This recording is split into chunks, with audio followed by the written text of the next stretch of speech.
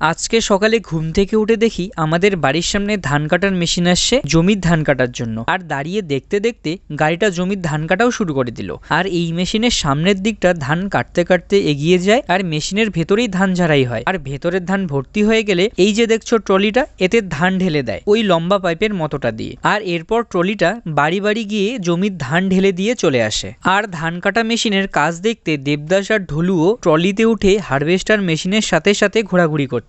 এরপর অনেকক্ষণ এই জমি ওই জমির ধান কাটা দেখতে দেখতে একটা সময় শুনলাম ধান কাটা মেশিনটা নাকি খারাপ হয়ে গেছে, আর এর জন্য আমাদের জমির ধান আধা কাটাই রয়ে গেছে। এরপর সারাদিন ধরে মেশিনের লোকেরা জমিতেই মেশিনটাকে খুলে ঠিকঠাক করে বিকেলের দিকে আস্তে আস্তে বাড়ি নিয়ে চলে গেল। এরপর আমি মেশিনের ধান কাটার পরেও যেটুকু ধান কাটা পড়েনি সেগুলো কাস্তে দিয়ে কাটা শুরু করে দিলাম। এরপর ধান কেটে বিকেলে আবার আকাশ খারাপ হয় ধান তোলার কাজে হেল্প করা শুরু করে দিলাম। তো আমি এখন ধানের বস্তাগুলো বাড়িতেই নিয়ে যাই। টাটা।